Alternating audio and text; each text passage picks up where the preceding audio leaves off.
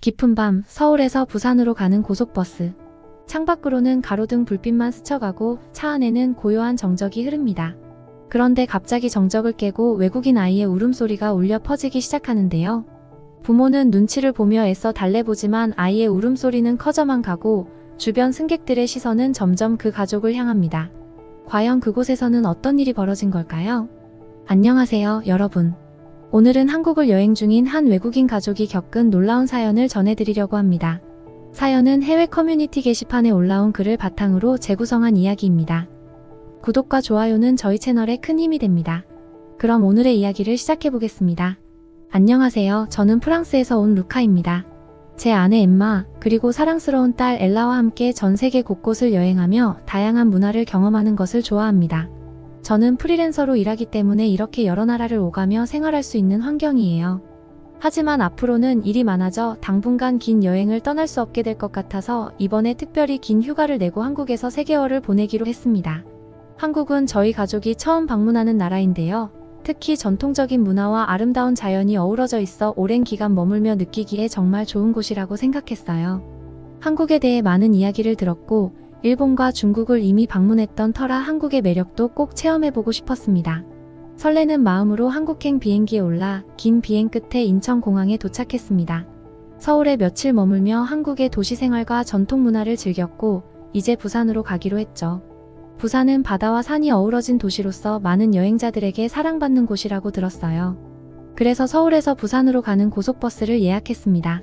첫날 일정으로 부산에서 해운대 바다를 보고 그 주변을 산책할 계획이었기에 우리 모두 부산에서의 일정이 기대되었죠. 서울에서 부산으로 가는 고속버스에 오른 저희는 첫 여행지에서의 피곤함도 잊은 채 설레는 마음으로 버스에 올랐습니다.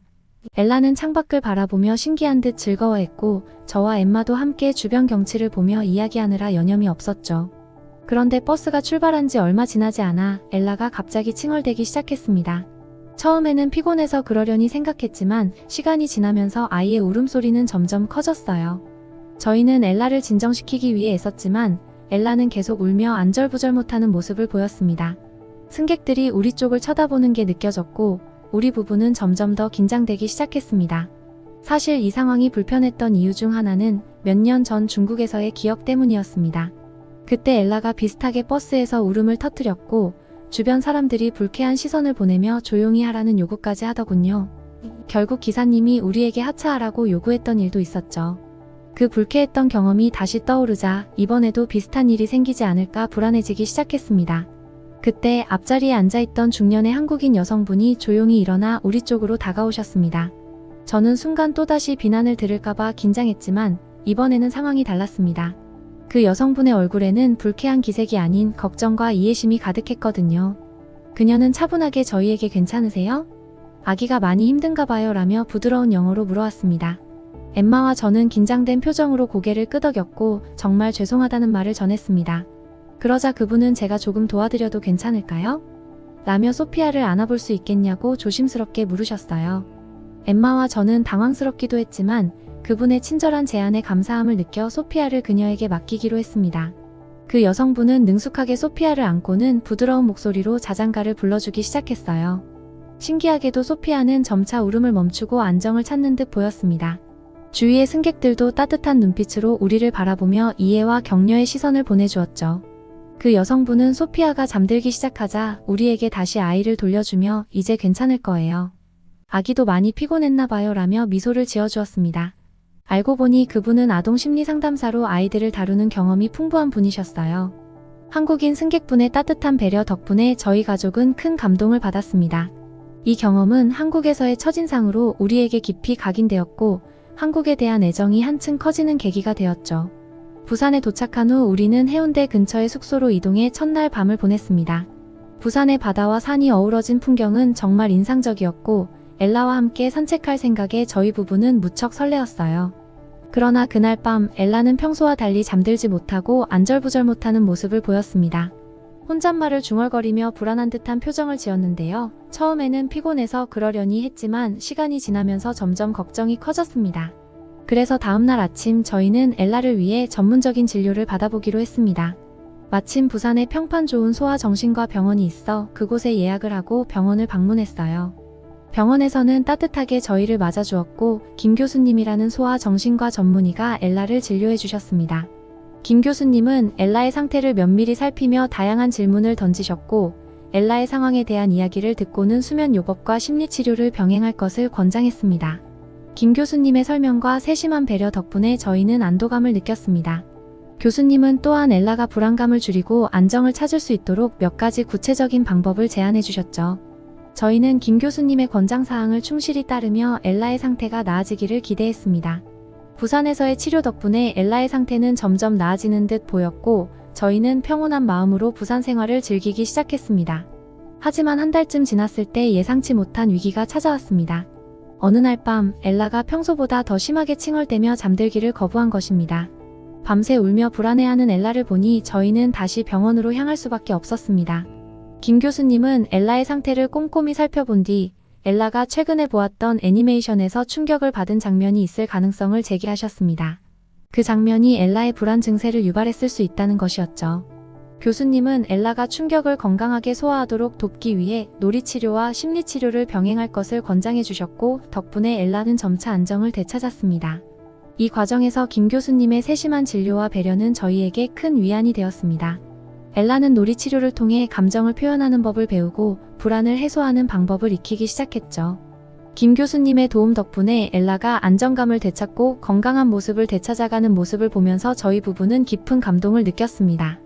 엘라가 점차 건강을 회복하면서 저희는 부산과 제주도에서의 여행을 본격적으로 즐길 수 있었습니다. 부산의 해운대와 광안리 해변에서는 소피아와 함께 모래놀이를 하며 즐거운 시간을 보냈고 감천문화마을과 자갈치 시장 등 다양한 관광지를 둘러보며 한국의 매력을 만끽했습니다. 다음 여행지로 떠난 제주도에서는 에메랄드 빛의 해변과 드넓은 자연이 우리를 반겨주었습니다. 협재 해수욕장에서 엘라는 모래놀이를 즐기며 밝게 웃었고 에코랜드 테마파크에서는 기차를 타고 숲을 탐험하며 즐거워했죠. 또 동물들이 있는 구역에서는 작은 양에게 먹이를 주는 체험도 했고 그곳에서 즐거운 시간을 보냈습니다. 이런 순간들이 우리 가족에게 소중한 추억으로 남았습니다. 마지막 여행지로 저희는 서울에 도착했습니다. 서울에서는 전통과 현대가 조화된 경복궁과 북촌 한옥마을을 둘러보며 한국의 문화를 직접 체험할 수 있었습니다. 엘라도 한복을 입고 경복궁을 거닐며 즐거운 시간을 보냈고 서울의 여러 명소를 방문하며 한국의 다채로운 매력을 느꼈습니다. 서울에서 만난 한국인 친구들과 함께 시간을 보내며 우리는 다시 한번 한국인들의 따뜻한 환대와 친절을 실감할 수 있었어요. 마지막 밤에는 한국인 친구들과 함께 고깃집에서 삼겹살을 구워 먹으며 한국에서의 특별한 시간을 마무리했습니다. 한국에서의 시간은 저희 가족에게 잊을 수 없는 소중한 추억이 되었고 엘라의 건강도 회복할 수 있었기에 더욱 의미 있는 여정이었습니다. 공항에서 배웅해주는 한국인 친구들과 인사를 나누며 우리는 다시 만날 날을 기약했습니다. 그 다음 사연도 한국에서 있었던 비슷한 사건입니다. 이 사연도 들어보겠습니다. 안녕하세요, 여러분. 오늘은 한국에서 감동적인 경험을 한 외국인 가족의 이야기를 들려드리려고 합니다. 주인공은 바로 미국에서 온 루카스 씨와 그의 가족인데요. 이들은 전 세계를 돌아다니며 재택근무로 일하는 자유로운 삶을 살고 있었어요. 루카스 씨와 그의 아내 에밀리는 아기를 키우며 여행을 즐기다가 아기가 태어난 후 아이와 함께 생활할 수 있는 편안하고 안전한 곳을 찾기 위해 본격적으로 거주할 나라를 고민하게 되었습니다. 이들은 처음에는 예의 바르고 시스템이 잘 갖춰진 일본을 선택했습니다. 일본은 깔끔한 환경과 예절을 중시하는 문화 덕분에 초기에는 이상적인 곳으로 느껴졌습니다. 하지만 실제로 생활해보니 다른 점도 많았어요.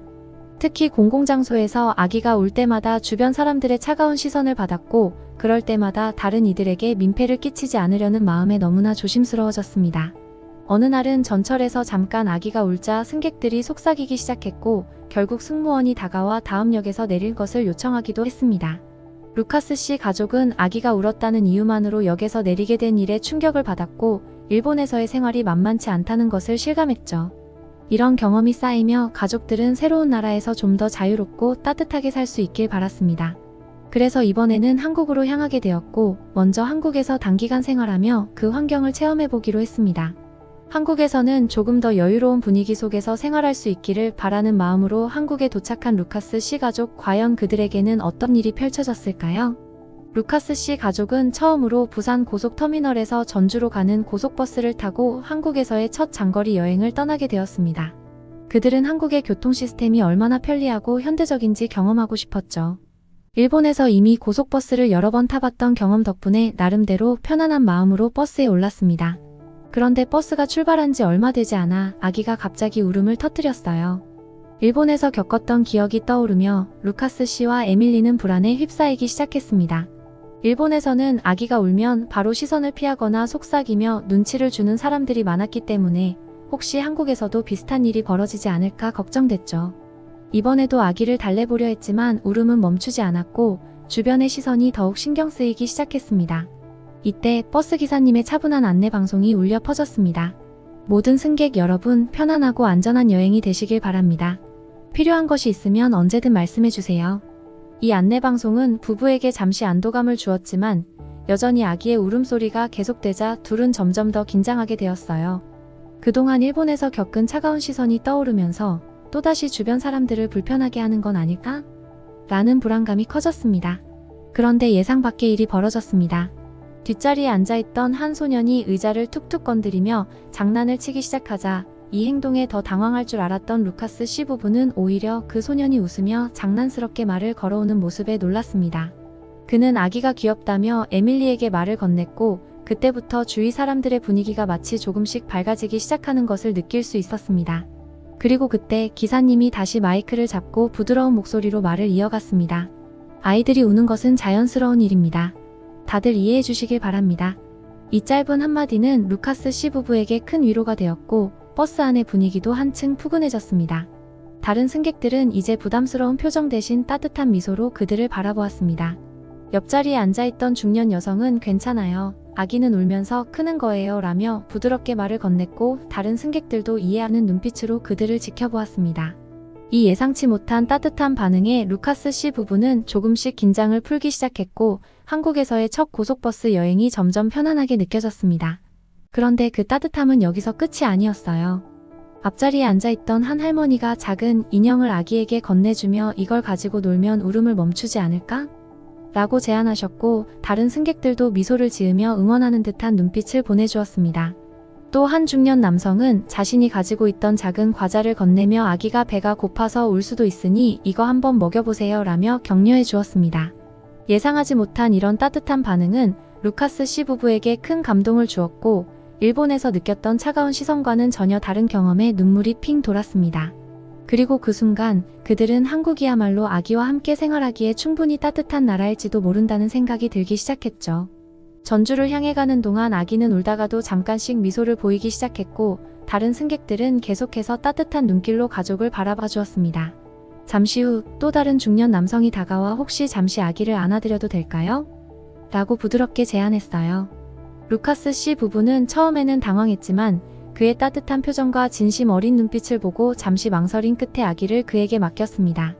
남성은 능숙하게 아기를 달래며 부드러운 목소리로 노래를 불러주었고 놀랍게도 아기는 곧 울음을 그치고 평온한 표정으로 남성의 품에 안겼습니다. 그 모습을 본 승객들은 저마다 잔잔히 웃었고 어느새 버스 안은 작은 공동체가 된 듯한 분위기가 느껴졌습니다. 사람들은 서로의 배려와 따뜻함을 나누며 편안한 미소를 띄었고 앞자리에 앉아있던 한 노부부는 자신들이 손수건에 싼 과자를 아기에게 건네며 아이에게 도움이 될 것 같아요 라고 권했습니다. 이 광경을 본 루카스 씨 부부는 감동의 눈물을 참을 수 없었습니다. 이들은 단순한 친절을 넘어 마치 오랜 친구들처럼 그들에게 따뜻함을 나눠주었고 루카스 씨 가족은 한국의 깊은 배려심을 온몸으로 느낄 수 있었습니다. 목적지인 전주에 가까워질수록 루카스 씨 가족은 한국에서의 생활이 정말로 새로운 시작이 될 수 있겠다는 확신을 가지게 되었습니다. 이 여행에서 만난 사람들은 단순히 친절을 베푼 것이 아니라 진심으로 그들이 느낀 불안과 걱정을 이해하고 배려해 주려는 따뜻한 마음을 보여주었죠. 이제 루카스 씨 가족은 한국에서의 생활을 정식으로 시작했습니다. 이들은 한국의 생활이 일본에서와는 확연히 다르다는 것을 몸소 느끼며 하루하루를 보내고 있어요. 한국은 아이를 데리고 생활하기에도 좋을 만큼 가족 친화적이며 공공장소에서도 사람들의 배려와 친절을 자주 경험할 수 있었습니다. 고속버스 여행에서 만났던 그 따뜻한 승객들 덕분에 루카스 씨 부부는 한국이 단지 외국인들에게 친절한 나라를 넘어 진심으로 사람을 배려하는 나라임을 깨달았습니다. 이제 한국은 단순히 거주하는 장소가 아닌 그들의 새로운 삶의 터전이 되어가고 있습니다. 루카스 씨 가족은 앞으로도 한국에서의 생활이 편안하고 따뜻한 일상이 되기를 바라며 하루하루를 살아가고 있습니다. 이들이 경험한 한국의 배려와 친절은 단순히 일회성의 행운이 아닌 한국 사회의 깊은 배려심을 보여준 사례였다는 걸 알게 되었어요. 이제 루카스 씨와 그의 가족은 한국에서 새로운 추억과 감동적인 순간들을 쌓아가고 있으며 이들은 한국에서의 생활이 행복하고 아름다운 기억들로 가득 차게 되기를 기대하며 메일을 보내고 있습니다. 마지막 사연은 아주 특별한 사연인데요. 이 사연도 들어보겠습니다. 안녕하세요. 오늘은 저의 삶을 완전히 바꾸어준 한국에서의 특별한 경험을 나눠보고자 합니다. 한국이라는 나라에서 보내게 된 시간은 저를 새로운 사람으로 변화시켜 주었고 저 자신을 다시 사랑할 수 있게 해주었어요. 미국에서 고립된 채 살던 제 삶이 한국에서 어떻게 달라지게 되었는지 그 이야기를 들려드리겠습니다. 괜찮아요, 엄마. 이 말은 미국에 있을 때 제 입에 붙어있던 말이었어요. 엄마는 매일같이 저에게 괜찮은지 묻곤 했지만 사실 엄마와 저 모두 이 말이 진심이 아니라는 걸 알고 있었죠. 20살의 저는 외로움과 고립감 속에 방 안에 갇혀 하루하루를 보내고 있었어요. 방 한 구석에는 빈 피자 상자들이 쌓여 있고 책상엔 과자 부스러기와 음료 캔들이 어지럽게 널려 있었죠. 사람들과 어울리기보다는 음식에 의지해 위로를 받았고 그 결과 체중은 늘어나고 있었어요. 고등학교 시절부터 체중 문제로 고민이 많았어요. 사람들 앞에서 불편함을 느끼고 자신감이 부족해지다 보니 점점 더 방 안에 틀어박히게 되었죠.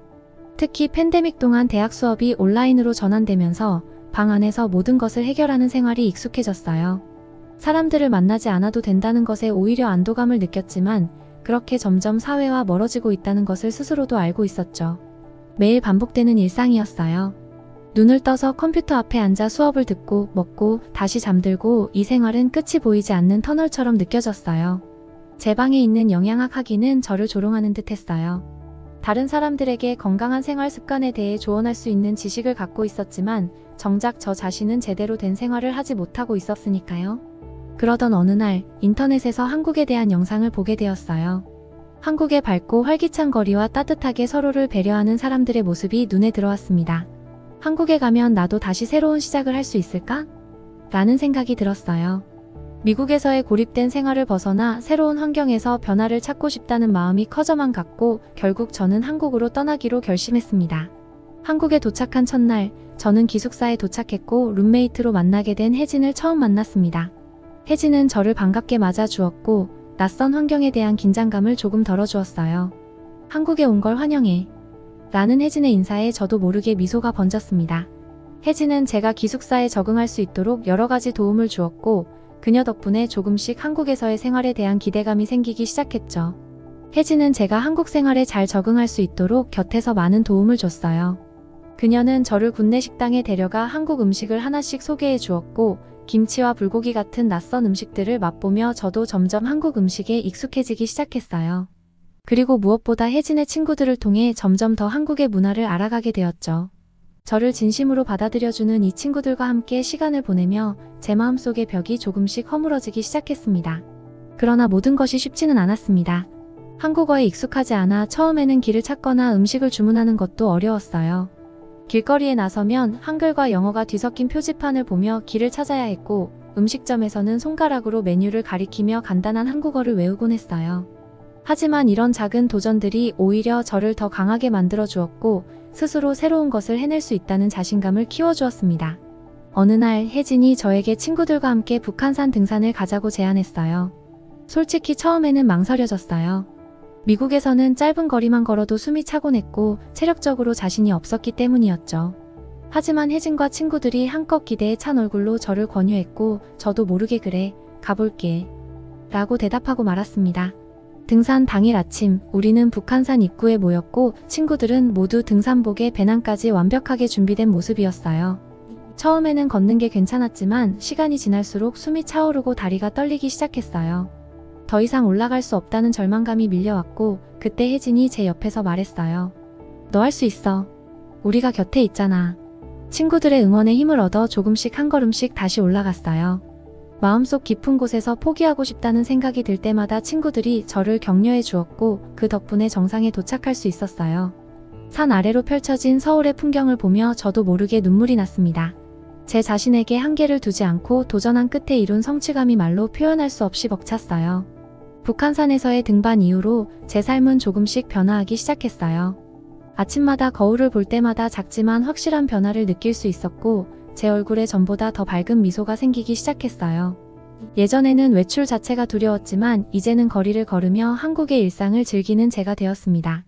혜진은 주말마다 저를 데리고 홍대에 가서 옷을 골라주었고 예전에는 절대 입어보지 않았던 밝은색 옷들을 입어보며 자신감을 얻기 시작했어요.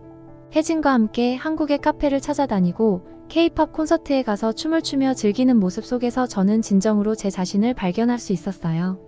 혜진은 저에게 한국의 스킨케어 루틴도 가르쳐 주었고 자기 자신을 가꾸는 것에 대해 긍정적인 태도를 심어주었습니다. 시간이 지나면서 저는 한국에서의 생활에 익숙해졌고 제가 몰랐던 다양한 음식을 맛보고 친구들과 함께 많은 새로운 경험을 하게 되었어요.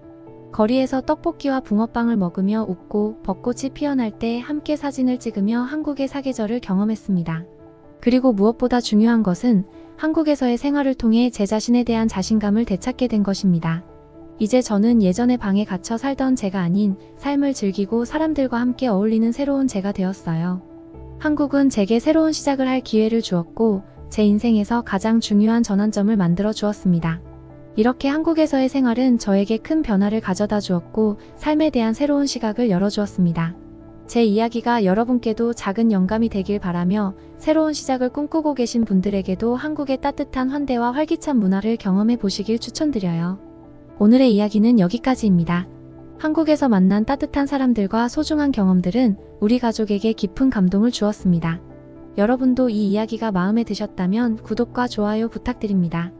끝까지 시청해주셔서 감사합니다.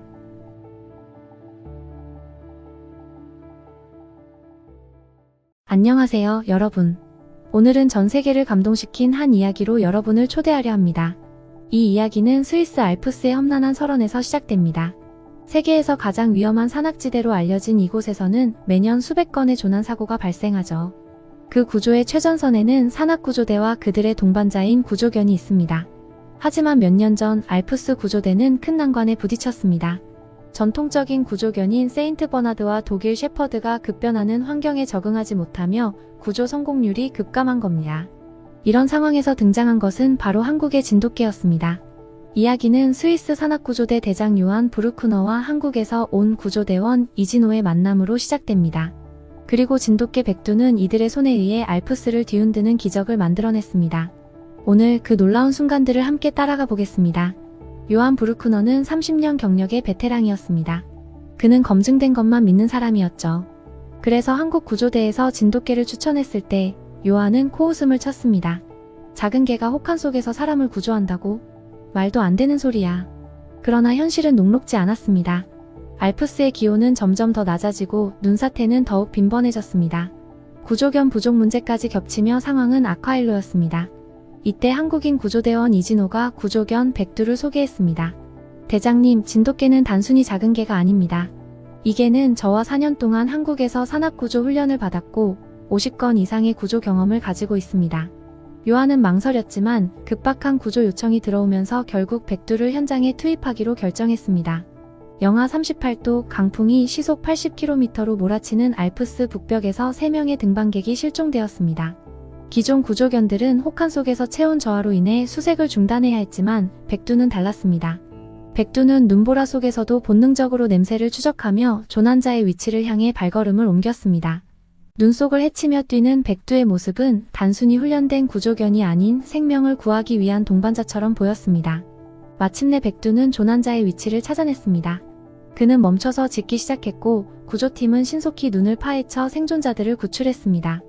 3명의 등반객은 극심한 저체온증 상태였지만 모두 무사히 구조될 수 있었습니다. 요한은 백두의 구조 능력에 깊은 감명을 받았습니다. 그는 백두의 능력을 검증하기 위해 스위스 최고의 전문가들로 팀을 꾸렸습니다. 수의학 전문가, 동물행동학자, 기상학자 등이 참여한 이 프로젝트는 진돗개의 특별한 능력을 밝히는 계기가 되었습니다. 백두는 영하 40도의 환경에서도 체온을 38.5도로 유지했습니다.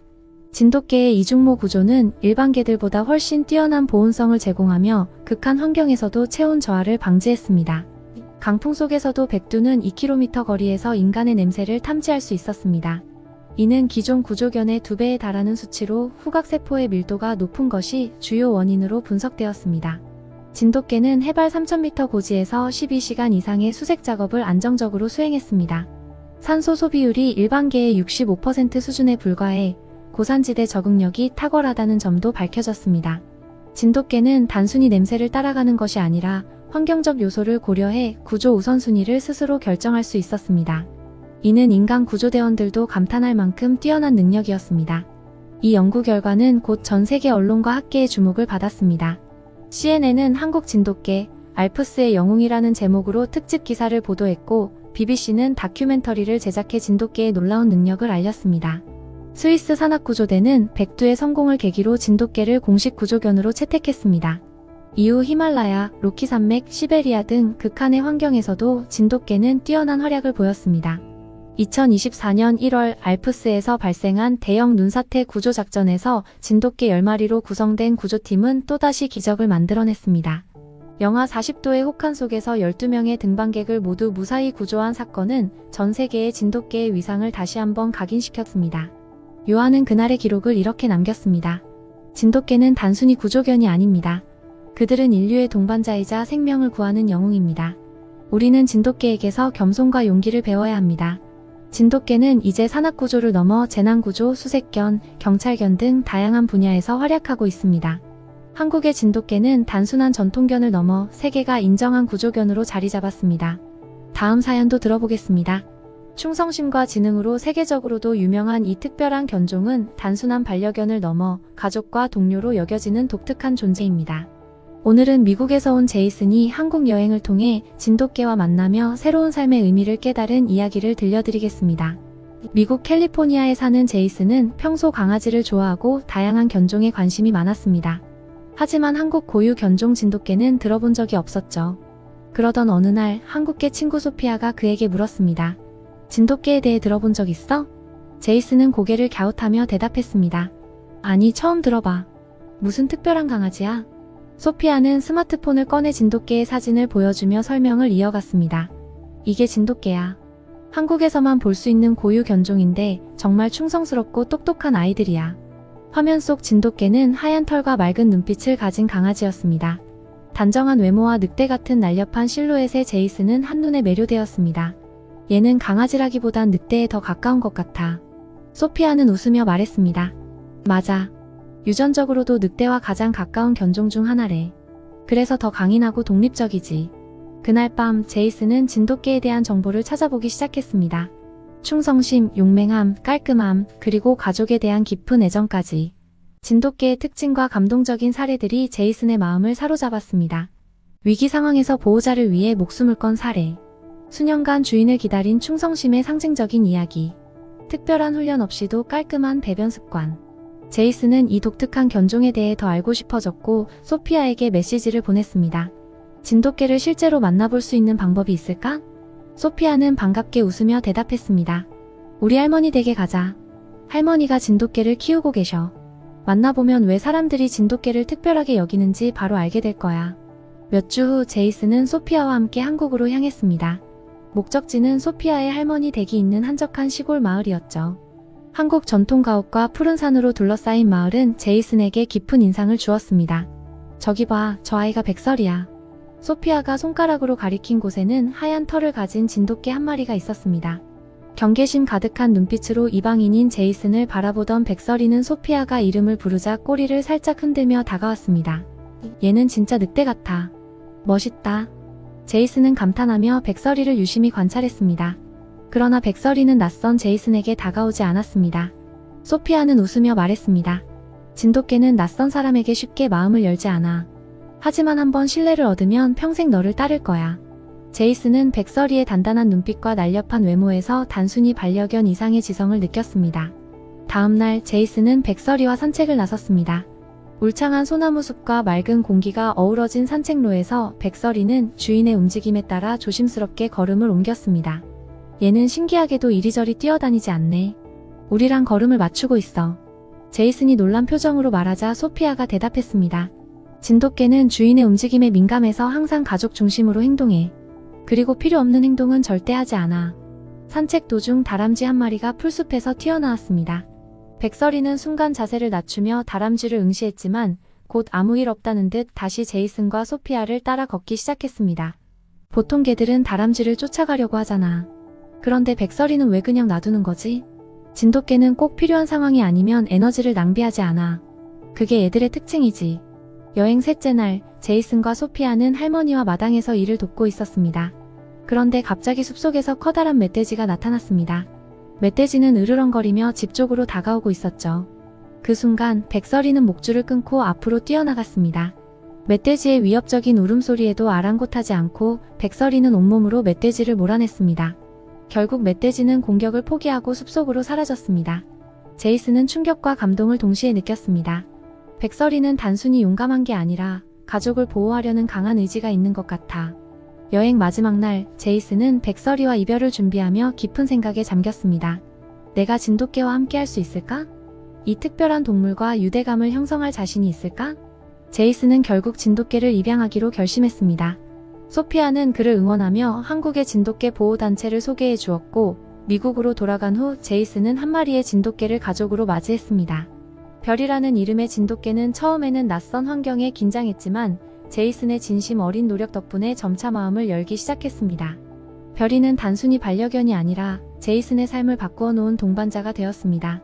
제이슨은 별이를 통해 책임감과 사랑 그리고 진정한 가족의 의미를 배웠습니다. 마지막 이야기입니다. 버려진 강아지 한 마리와 심장병을 앓는 소녀. 그 둘이 만들어낸 기적 같은 이야기를 들려드리겠습니다. 안녕하세요. 저는 독일 민헨에서 15년째 수의사로 일하고 있는 알렉스 슈타인입니다. 오늘 소개할 이야기는 제가 평생 동안 잊지 못할 특별한 만남에서 시작됩니다. 2020년 12월 영하 12도의 매서운 바람이 몰아치는 겨울밤. 동물보호소 문 앞에 작은 골판지 상자가 놓여 있었습니다. 상자를 열어보니 떨고 있는 새끼 강아지 한 마리가 웅크리고 있었습니다. 목걸이에는 이름 루나라고 적혀 있었고 아래엔 한국어로 된 생년월일과 희미하게 남은 브리더의 연락처가 보였습니다. 체온계로 측정한 루나의 체온은 34.8도, 정상 강아지 체온인 38.5도보다 훨씬 낮았습니다. 몸무게는 겨우 2.4kg. 또래 강아지에 비해 턱없이 작았고 영양실조와 탈수 상태가 심각했으며 양쪽 뒷다리에는 경미한 골절까지 있었습니다. 무엇보다도 루나의 두려움 가득한 눈빛이 마음을 아프게 했습니다. 사람이 손을 들 때마다 몸을 웅크리고 작은 소리에도 벌벌 떠는 모습을 보니 학대를 당했음이 분명했습니다. 며칠간의 조사 끝에 밝혀진 사실은 충격적이었어요. SNS에서 혈통 좋은 진돗개라며 판매된 루나는 구매자가 활발한 성격을 감당하지 못해 결국 유기된 것이었습니다. 진돗개는 한국의 천연기념물 53호로 세계적으로도 인정받는 견종입니다. 그러나 이렇게 버려졌다는 사실이 믿기지 않았습니다. 며칠 뒤 보호소에 또 다른 특별한 방문자가 찾아왔습니다. 7살 소녀 레아와 그녀의 어머니였죠. 레아는 선천성 심장병으로 인해 또래 친구들과 어울리지 못하고 있었습니다. 의사는 레아에게 감정적으로 교감할 수 있는 반려동물을 추천했죠. 진돗개는 어떠세요? 제가 루나를 추천하자 레아의 어머니는 고개를 갸웃했습니다. 진돗개요? 한국의 견종인가요? 저는 진돗개의 특징과 역사를 설명하기 시작했습니다. 진돗개는 1982년 세계견종협회에 등록된 견종입니다. 충성심과 공감 능력이 뛰어나며 주인의 감정을 잘 읽는 견종으로 유명하죠. 루나를 바라보던 레아는 조용히 말했습니다. 저 강아지 저랑 같아요. 학대로 인해 상처받은 루나와 심장병으로 고통받는 레아.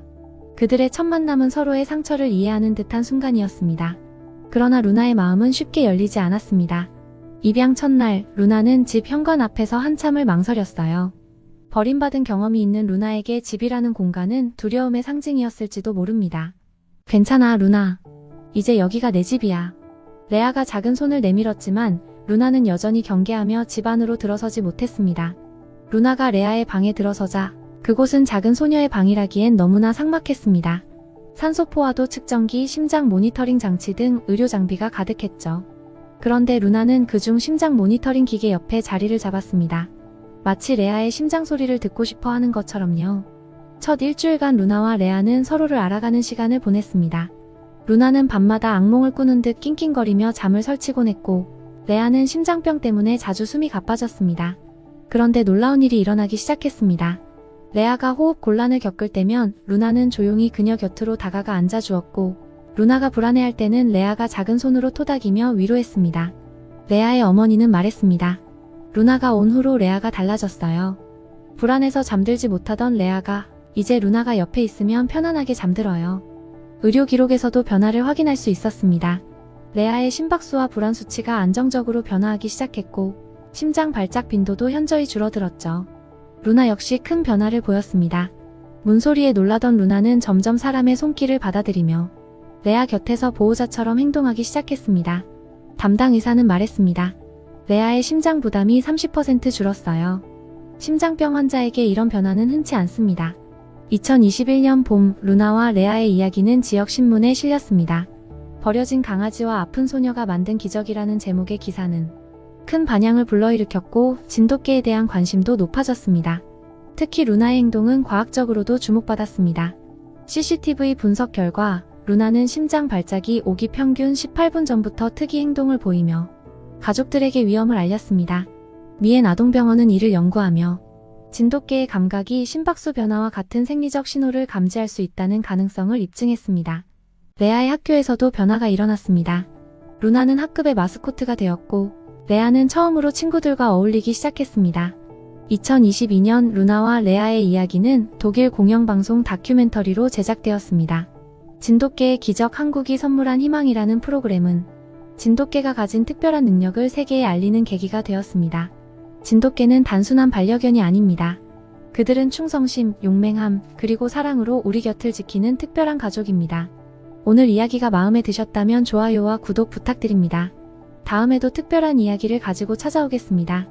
감사합니다.